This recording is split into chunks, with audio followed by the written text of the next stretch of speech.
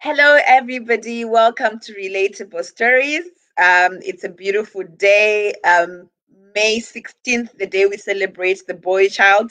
I actually didn't know about this day. I'm so glad that our guest told me about it because it is very important for us to include our men, our boys in the conversations that we have, because otherwise we are just going to change ourselves and not be able to actually inflict the change in everybody else's lives. So, for those that are joining us for the first time, Relatable Stories is all about telling stories that help us cultivate self love, and self love being the core of growth. This is where what we believe predisposes us to becoming the best versions of ourselves. So, I think that right now we've got an amazing woman with a lot of relatable stories. But today we just want to zone into one of the stories that brought us here, at the point where she started a program that focuses on teaching or helping women raise men or raise boys in a way that we do away with the toxic masculinity that is in our society. So without further ado, let me introduce you to Wib. Hi, my sister. Welcome to Relatable Stories. Thank you so much, Angie. Thank you so much. It is an honor to finally be here. Oh, I'm so honored to have you here. I've introduced you to everyone. I've given them your bio, and I can never actually do justice to it. But I just wanted to give you a chance to say hello to everyone, whatever you want to say. Why? I think the one thing that I want you to say is tell them why you go by the name Whip, which is Woman in Progress. Oh, thank you so much, Angeline. I always blush at this instruction or request to explain why WHIP, but I'm honored to be here. It is an honor. I want to say it from the bottom of my heart that I've been looking forward to this session. I mean, I've engaged with you for such a long time. I've listened and watched some of your interviews, and I felt so privileged when you told me that you'd like me to be a part of this. To all the relatable stories, ladies, queens, I'd like to say I am pleased tonight to engage with you. As she has said, my name is Whip. I know my ID says I am non-Tlandlam Tembo, and I honor and I love that. But Woman in Progress is a lifestyle. And that's what I refer to it as, that it is a lifestyle. Started this back in 2015 when I realized that life was a progress and I needed to find myself in this journey of life. And I figured I am a woman in progress because there can never be a time where you say, now I know enough, now I know it all. But life itself is just an open book that we need to continue to learn. But the progress more than anything is to say, today, I want to be better than what I was yesterday. So every day there's progress in our lives as long as we acknowledge that what I do today needs to be better than yesterday. Who I am today needs to be better than 10 years or 5 years ago. That is profound. Thank you for that. I could also call myself Woman in Progress because yes, definitely, because I can relate to that very well in that. I was saying the self-love journey is an ongoing journey, and as long as you embrace that, you know that you have to be open to learning each and every day from everybody, which is why it's so great that we can share relatable stories, because we are open here. Everyone here is open to learning from people's experiences and knowing that they have not reached the mark, they are on the journey. And I love that about you. And so I'm so grateful that, again, I'm going to say, guys, they haven't heard your stories, but just knowing that I'm sitting here with somebody who's gone through so much and has such energy to give, it just shows me that there is love in the world, that God is doing something with the stories that He has given us, and I'm so grateful that we can harness all that power and all that energy together today to help change the way we see things, to change the narrative and all that. So let's just get into it. This topic is very exciting for me, changing the way we raise boys. Why did you feel that we needed to change the way we raise boys in order to see the change we want to see, or we've all been preaching about as women in women empowerment? Okay. Before we get into our engagement, here's a disclaimer here. And I Okay. really want to mention this as a disclaimer. I am no specialist at all in Yes. raising children. I'm no 100% mother at all. The Yeah. only thing that I know I am is that I have traveled this motherhood journey without a manual, like any other woman. Yes. And I realized that in my journey as a mother, there were things about my own life that linked back to what type of a child I was, what type Right. of a mother am I to my own children. And I realized that the future of this world lies in our hands as parents to Right. mold better children. Some of us are doing this because we messed up ourselves in our own lives, right? Mm. And what you then develop is a need and that love to say, can the next generation have it better than I did? So, as Yes. a disclaimer, I am no perfectionist at all. I am actually no expert in raising children. But I It's know I have what exactly fits to your program, relatable stories. And that's what I yes. do. I relate stories in hope, in trust, and in belief that somebody will get something out of it and do things differently. Be it Amen. my failures, be it the observations that I had through my life, whatever it is, if anyone, and even if it's just one person, walking Mm. away with the mindset that says, you know what, if I can change here, things could work out differently for my own children. So Yes. that's where I'm coming from. And back to your question, again, I'm going to say it was my experience as a mother, it Right. was my observation as a member of a society, as a member of a family, that I realized there were things that I have observed, there were things that I have done in life as a mother that I can share with other women so that if they're still raising younger ones, they can do things differently. Or Right. where I went right, where I did things right, I'm also here to say, you know what? I did it this way. It worked for me. Maybe it will for you too. But Right. the bottom line of why I started this, I realized that we're living in times where everybody is talking about men are trash. Right. And we say it so confidently as adults, say men are trash, they do this, they do that. Right. But we forget to take a minute and actually think, what influence did we have? What Mm. contribution did we have? Because these Right. men are living in a society that has got Mm. women in it. What is it Right. that we are doing to help? Even further than that, what is it that we as women and as mothers are doing to raise a generation that will not have to defend itself from themselves? You Right. know, are we Right. raising our sons currently? Are we raising our daughters currently to not deal with trash like we are handling now? And I that is hear why, you. and that is I why I like started I this like that. program. I like that you come back here and say men are trash. It help makes you cringe. I also I didn't know how to say it because while I'm for women empowerment and obviously the things that gender-based violence, we have to stop it.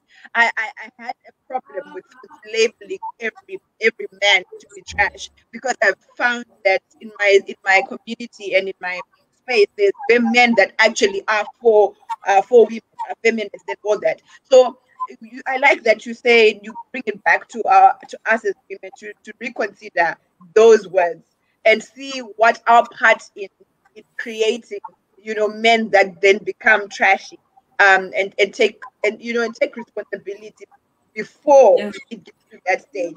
And I wanted to probe. be and relatable stories and say your experiences. Obviously, you might not be able to give us all of them, but I wanted a specific experience where you were picking up that, say, for example, this person is acting this way because of their upbringing, and therefore, I believe if this had happened, what I am experienced or what I experienced would never have happened. Do you have any story that brings that to light? Okay. For me to get to that part, let me first explain that while I was nurturing the gift that God had given me, nurturing the purpose that God had given me, I decided to study child counseling. And Right. it was through that, during one of our psychology classes, where I actually learned that for an adult to be who they are, they go through 3 stages. And the first one is between 0 and 10 years, when they're very much dependable on their caregivers, whether it's mom, grandmother, or whoever is raising them. And between the age of 11 to about 14, right, they start making sense of things around their environment. Okay. And after the age of 14, some even start at the age of 12, they make a decision of who they want to be. Okay. So I said to myself, if it starts that early, then it means there is something that we as mothers, as women, as sisters, there's something that we can do, but we need to be intentional about it. And why am I saying we need to be intentional about it? Let's get back to experience, real life experience, real life observations that we have had. And I'm going to go back to a time when I was still a little girl myself, being raised by my grandmother. One thing that I'm not sure about is to use my own life stories to help others. And here's a story about my upbringing. I was brought up by my grandmother in a very loving and warm home. Grandmothers' homes are the best, right? Yeah. But in this environment, I have 3 aunts and my dad. They're all grandma's children. My dad is number 3 in the children. However, there was a time when my dad was given so much freedom, so much respect, you'd swear he was the firstborn. At some point, he lived in his own room outside. He actually gave instructions to my aunts, 2 of which were even older than him. And I figured this was normal. It happened even in the neighbors. Boy children were given this authority. They were given this special preference. And it could be for whatever reasons. It could be for hygiene reasons, that the boy can no longer live in the house and all of that. But here's what happens. This young man becomes so independent out there. They are free to can bring in girls in and out whenever. Sometimes, yes, the girls will sneak in and out. But I had never, not even once, seen a man coming to our family home to visit my aunts, even though they were older than my dad. Right. So what authority was he being given? And did he grow up to misuse it? Did he grow up to believe that he's always the one who has a voice over a woman? Maybe, maybe not. Right. That's a story for another. That's a story for another day. And that's why in one of my lessons and in one of my sharings with women, I am saying, can we raise our sons and our daughters with the same level of respect, authority, or whatever you want, whatever form of freedom you want your children to have? Let us not feed our young boys with the mentality that they are men. I think the first thing that happened with my dad, and remember, I'm also from a history of teenage parents. Yes. My dad was young when he had me, so we almost grew together, you know, because at the time he was also still having relationships, but I was a little girl. Right. Did I know what that means? No, I did not. I was a little girl. I was probably in my early teens or even before that. But I remember these things. I remember these things. They stayed. And that is why I'm saying when I started studying child psychology, I didn't realize that these things that we do and our kids observe, and at some point they form either a character or an opinion or a behavior in your child. True, true. Because I saw my dad become this man with authority that he did not even want to negotiate. And in the world that we live in now, we consider those kind of men trash. Right. But this thing was done out of love. And that is why when I engage with women, I always tell them, I'm not here to say you're doing it wrong. These are small things that we do and we are not even aware that we're doing them. So, okay. You can go on. I wanted to just probe on that point. Yeah. One other thing that is pretty obvious, and many times when I mention it, people get shocked. For parents who have a boy and a girl child, do you know how worried we get about when our female child will lose their virginity? How many of us worry about when our sons lose their virginity? It's like with them, they are free to lose it at whatever age. But with my girl, I kept on praying that God, can she not? Can she not? But I don't remember counting years or suspecting or worrying if my son, or even asking if he has lost his virginity. But I have these discussions with my daughter. Does that mean we don't care? Does that mean it does not matter what development my son goes through? These things need to matter for the boys as much as they do with the girls. You wanted to ask something from that? Yes, I wanted to just, go on that topic because you pointed out that there's sort of like respect that is given to a boy child that I feel that they don't even deserve. Why I say deserve is there's no real reason why it's given to them. So if they cannot explain it and it was just handed to them, they feel entitled. I from what you've said, I feel like and from a younger age, they feel entitled to this respect that they didn't earn. And I'm seeing that in the relationships that we're describing as being abusive, in that this person is literally doing what they were told is okay to do. And then now you're coming back to me and telling me it's abuse. So I can understand the struggle now that the guy is going through internally and thinking, but I'm just being a man. This is how I was taught to be a man. So like I wanted to find out if you've seen in any other situation those traits of a person being entitled to respect that they don't actually deserve or that they haven't earned. Yeah. Look, it's not like our mothers or our grandmothers or even us as the new generation. It's not like we come with the train, we give them this respect. Like I said, I'll go back to saying this again. It starts with small things and we do them out of, it makes sense, right?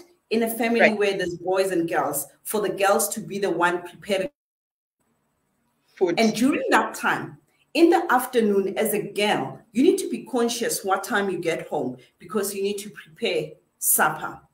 But your brother, whether he's older or younger than you, it's okay for him to just walk in 10 minutes before supper and sit there and you'll be told to dish up for your brother. And that seems normal in a normal village family. That would be normal. But then we get surprised when I'm now here, an adult in a relationship with a man who'll come back from work. I'm also coming back from work and he sits there and he waits for supper. He does not see anything wrong with that. Right. He's used to his sisters rushing home to prepare supper for him. And mommy was doing that because some call it instilling order in the house. Boys do Right. what boys needs to do. Girls do what girls need to do. Yes. But what am I saying to my son? If I will then have an adult son out there living on his own and still expecting a girl to To do come and do. everything for him in this new world that we live in, where everybody needs to stand up and do something. Right. When I mention those small things again, I'll go back to a loving mother raising their sons and thinking, oh my boy, you are going to grow up and be something.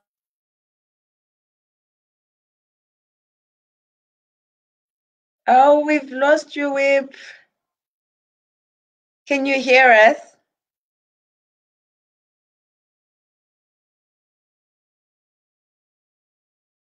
I think there's something wrong with the network.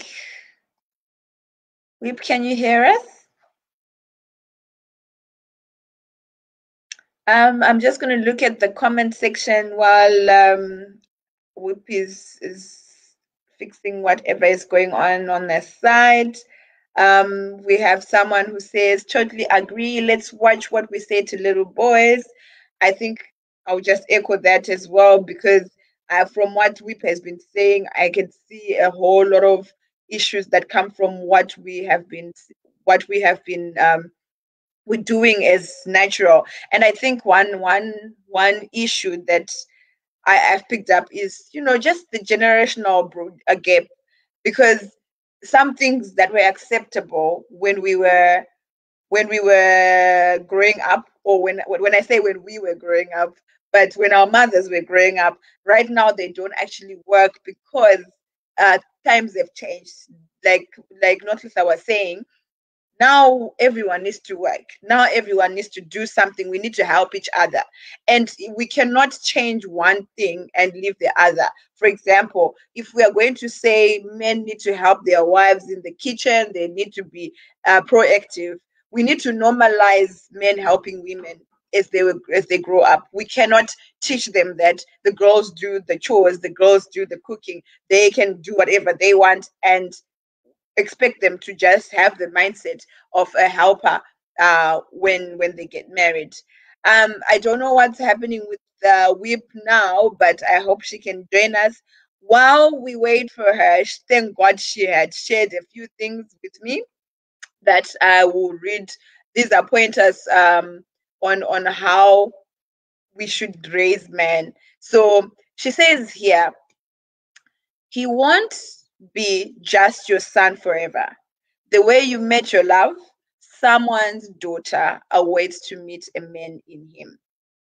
I think that is a very important fact there, that as mothers, we need to remember that this is not just going to be your son forever. It's going to be someone else's husband. So whatever you instill in him, he will think that it's okay for him to do to his wife. If you say to him he doesn't have to do the dishes, he's not going to want to help his wife, even if help doing the dishes is going to be a love language, or is going to help save a marriage, or whatever it is that it is. I'm using just small examples, but I hope you guys get what I mean. And guys, while we wait for Snow as well, please ask your questions, or please contribute also what you think about how we're raising our boys. Is it contributing negatively to the to our society? Are we doing the most to stop men from being toxic, or are we leaving it to chance and only crying foul when they become the abusive men that they are right now? Um, there's another statement that we also gave us. She says, stop telling your son that boys don't cry. Crying is a form of releasing emotions. He will spend his whole life recovering from not crying. Wow, that is profound. So when we are telling our boys to not cry, we are stopping them from dealing with their emotions. And one thing that I've noticed now as a grown adult is that every time I didn't confront my feelings, I lost a part of who I was. And therefore, I stopped being being in touch with who I was, and I was not able to create boundaries. And therefore, it predisposed me to abuse and all of that. So imagine if you're telling your boy to not cry, he's becoming a version of him that he isn't. I mean, his core is something else, but he has to live up to a standard that we don't even know ourselves. He just has to figure it out. And I think this is one of the biggest issues that we have as a community, or even, in fact, I don't know if we're still doing that, but I hope that we're not, because guys also have emotions. They they might not be saying it out here that they're being emotionally abused as well, but they definitely are. And if we don't allow them, or we don't enable them to be comfortable enough to be vulnerable and to speak out when they're also getting abused, we are only going to be dealing with half the problem. And a person who is not able to speak out is likely going to become the worst versions of themselves, which can mean they're abusive as well. Um, there's a comment here. If she stays in the northern suburbs, the power just went gone off. It might be affecting a connection. Oh, I'm so sorry for you guys that can't connect. No, she's not in the northern suburbs, but I think there might be some connection issues there. But hopefully she'll be able to join us soon. Um, Another comment: we should not worship our sons, telling them how they are the king is the wrong way. They will abuse it in future and abuse the women they then marry or date. This is profound. I think above all, we need to make sure that our sons or our boys understand that we are equal as humans. Women need to be listened to, because another thing that people were saying to me earlier was that we create a culture from our societal cultures. We create this whole notion that men's voice are more important. You don't have to listen to women, because sometimes women don't even discipline their sons. They say we're waiting for dad. So that even tells the son that without dad nothing will happen. Therefore, they start to believe that when they also have families, they should be the ones to actually say, to have the last say. We While we're still waiting for Whip, I hope she is going to be able to make it. Thank God she left us um, a whole wealth of wisdom here. The next thing she said is, how do you know that your son takes after their father every time he does something wrong? Did you raise his father too? Oh, that is a deep question. So I think it's one of the things that we do when we are raising. I'm not a mother myself, but I have certainly heard people say, "You're like your father. You're just like your dad." And some of the things that we are saying just because we're upset, because the son doesn't even know who his father is sometimes, but we still tell them, "You're just like your dad." And so Whip is asking a very, very direct question here. How do you know they're just like their father? Did you raise their fathers as well? What you see, is what your husband or your ex-husband or the father of your child shows you does not necessarily describe how they were raised, right? And so when we say that to our children, we are burdening them, I feel, with things that have nothing to do with them, and therefore we sort of tell them that they need to be like their dads. And so whatever information they then get to hear about their dad, or whatever they're exposed to by their fathers, they have already been told that they're like them, so they believe they should be like that.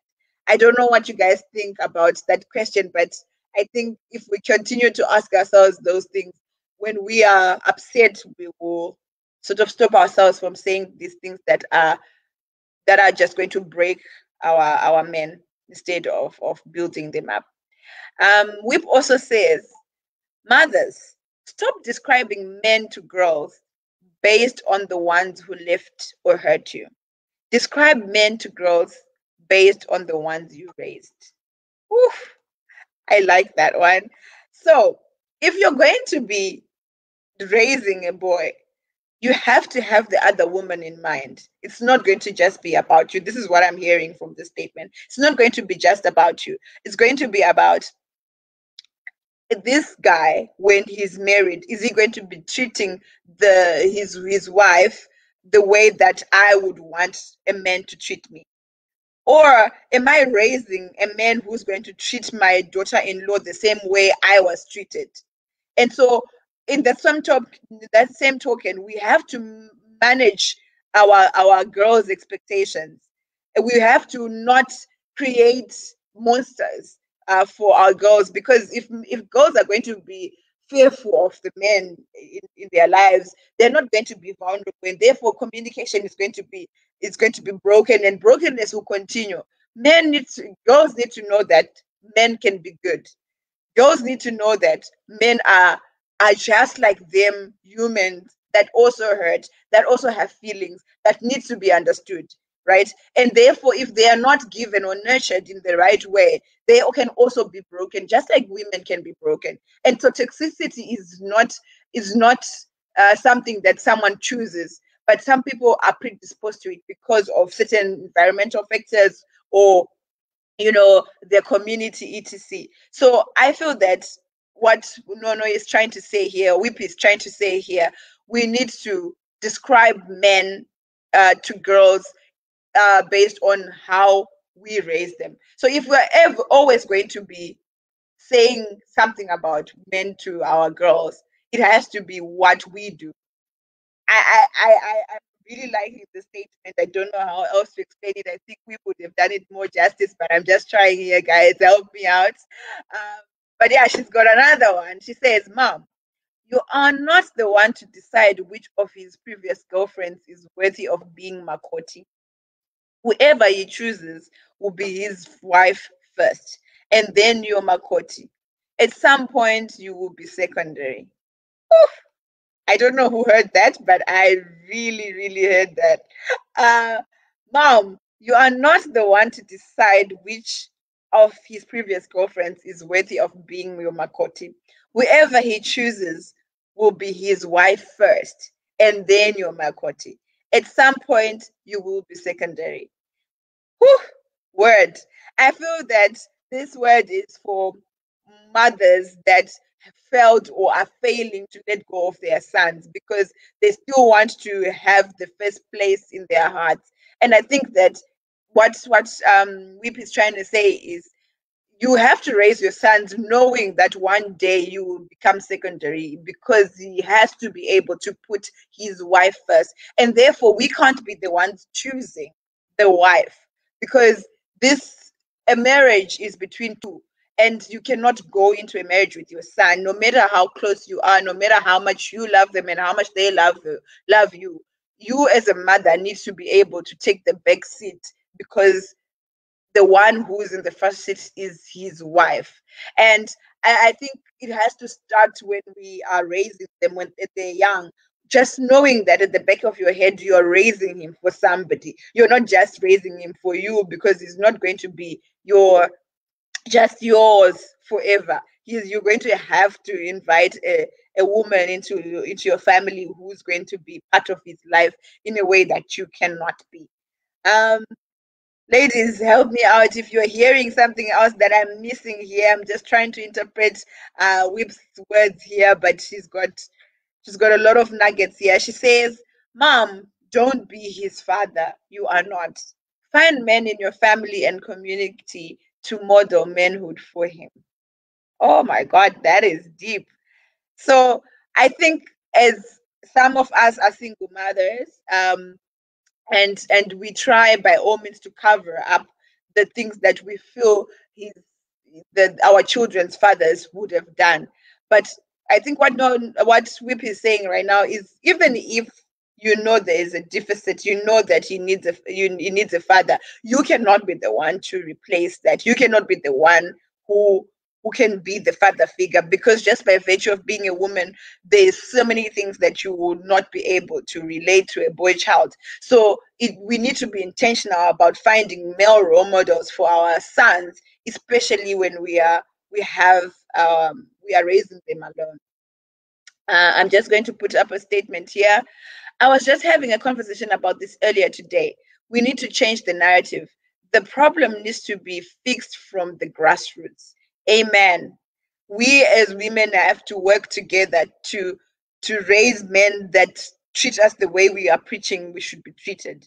And also because we are basically calling men trash, we are stopping ourselves from also looking in at how us or some of us are actually also toxic and causing the problems that we are facing now. It's true that sometimes a guy can date a girl and leave that relationship different and he starts becoming trash, that we say, because we as women can be toxic. So sometimes from the grassroots, it's how are you, your mother, was your mother toxic? Was your mother making you toxic because they were not ready to confront, or they were not bold enough to tell you or help you confront the things that you needed to confront when you were younger. Someone is saying the statement about talking about the men you raised. I think that statement, let me repeat it. Let's double click on that. Mothers, stop describing men to girls based on the ones who left or hurt you. Describe men to girls based on the ones you raised. So if you have not yet raised a man, I think you would be describing to a girl how the men that you would raise, and never try to change a girl's perspective of a man based on your experience. It's basically like, I think it's basically like saying, if you hate somebody, you want everyone to hate them, but you must allow everyone to experience um, people themselves, because your experience might not, or in fact your experience is not universal. It might have been because of other things you also bringing to the table, and so we must not make women hate men or hate all men based on our experiences, because a man who's raised right can actually be a loving man and an amazing husband. And so we want girls to not get into relationships looking for the fault or looking for the red flags and worsening the situation, because they've never been taught anything different. Okay, so there I was on this part where Whip says, Mom, don't be his father, you are not.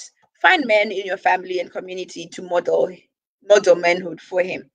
So yes, let us find male role models for our sons. And then Whip says, mothers, don't expect for your daughters to be married by men better than the ones you raised. Whose daughter should mother your son in marriage? I that just hit home. I'm not a mother, but I think this is very, very, very important for us to take to heart. Whose daughter should mother your son in marriage? We cannot, as women, expect our daughters to be married by by men that are better than the ones we raise. If we are raising a man to be lazy, if we are raising a man to not listen to a woman, if we are raising a man to not do anything in the house, then why then are we expecting our daughters to find those men? Who's raising them? Doesn't it begin with you? If we're all intentionally or actively trying to groom men to be like the men that we want to see or we want to get to marry, then the problem will be resolved.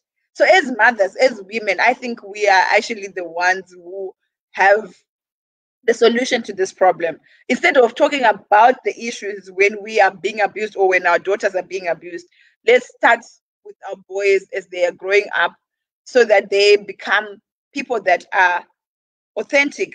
I mean, I think men, some of this brokenness that we find in marriages or that we find in relationships that are toxic are rooted in the fact that men don't deal with their emotions because they were never given the chance to be vulnerable. They're told men don't cry.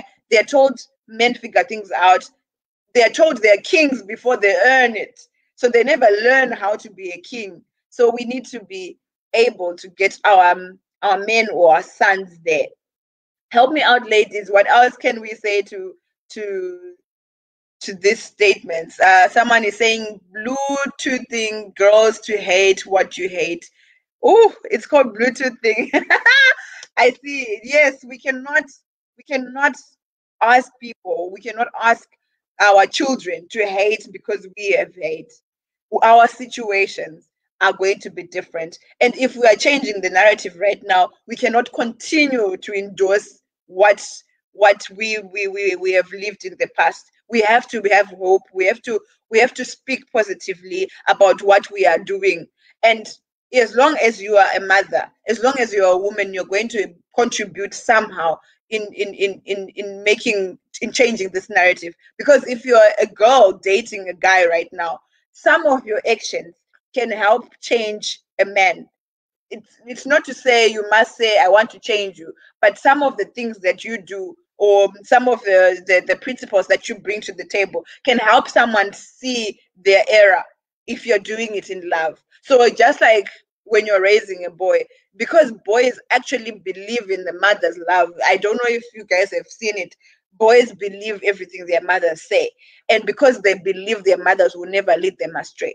So if you're a mother, whatever you say to your boy, he's going to hold on to it. And if what you're saying to him is women should not have a voice or women should not be allowed to talk to their friends when you're in a marriage, or women should always be in the kitchen even if they're also working mothers, then that is what they will do because they believe their mothers know best. So we can change that narrative, and we should be actively trying to do that. Okay.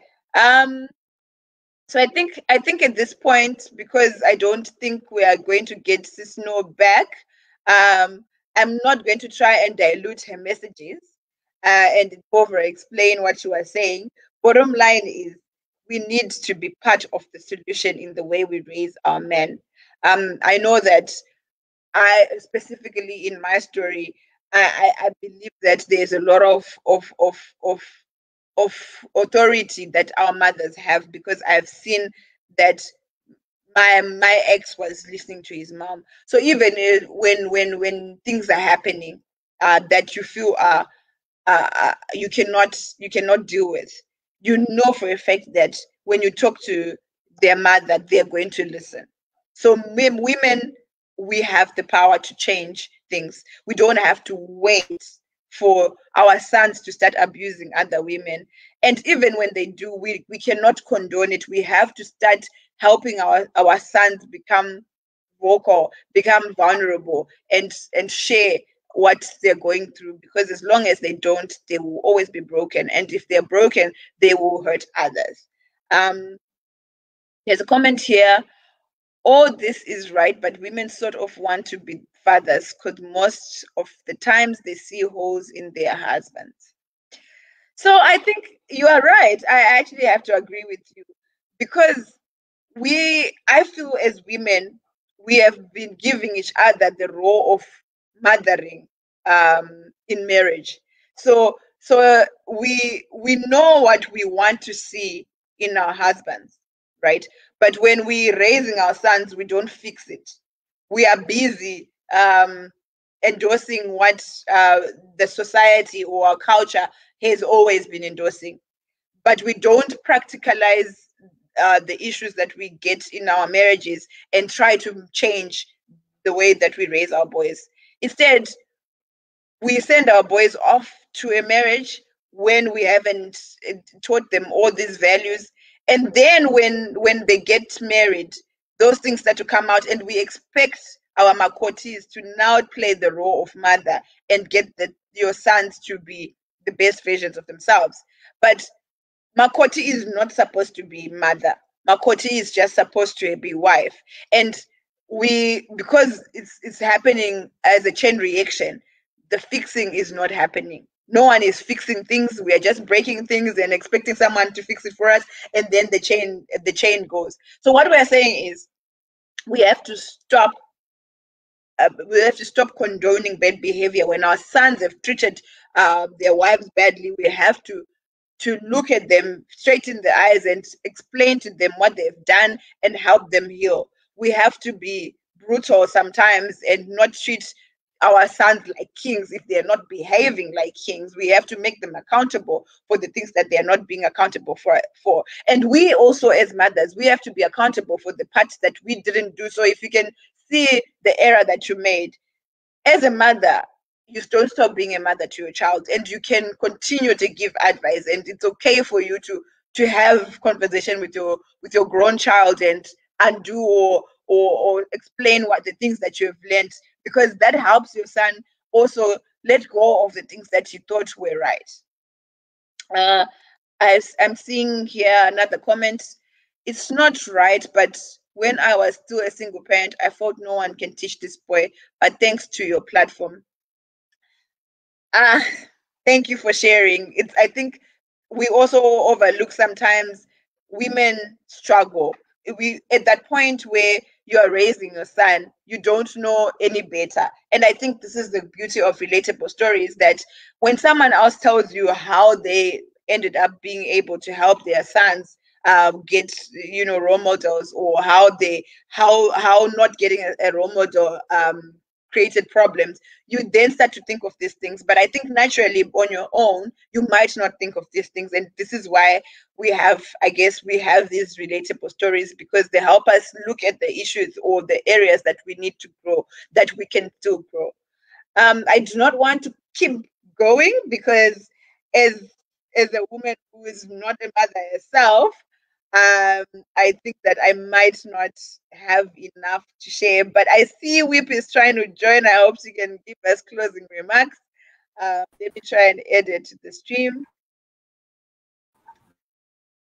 Hi, Whip. Are you there? Can you hear us? Okay. So I'm hoping that we can get Whip for the last remarks. So I'm going to sort of like hold on. You guys, if you have any questions that you have for Weeb, any contributions for this discussion, I think one of the biggest things that I just realized in the past weeks when I was chatting to a number of women is that women empowerment is great, but we cannot continue on the tangent of women empowerment if we're not going to involve the men, because men are part of the solution. If they're not going to be part of the campaigns, we are not going to win, because they too need to understand what we are talking about. Why do they need to understand? It's because they too are going through the same issues we are going through. They were just raised to not speak about them, or our culture has just told them that it's pointless anyway. Everyone is going to label them trash anyway. So whatever issues, emotional abuse, sometimes physical abuse, they're also going through it. And so if, as long as we are only going to make this a one-sided issue, we are going to let some of us as women destroy the men that are good, and we end up in the same place. So we need to be able to recognize, or to realize that in our society, men also need empowerment. Men also need to start having conversations, and if they are not the ones to start them, we have seen the problem. Why don't we start the solution ourselves by the way we're raising our children? I don't think Whip is going to be able to join us. So I'm definitely going to bring her back, because we didn't hear the full story. And so I hope that in the next few weeks she can come back and tell us her relatable stories and all the nuggets that she has on how she thinks we can raise our boys. If we can, we'll probably do a video during the week, and we'll post it on the chat, on the group, and you guys can see. Thank you so much for everyone who's joined. We'll try again next week. No, not next week, the week after that, and see if we can continue on this topic. Have a good Sunday. Cheers.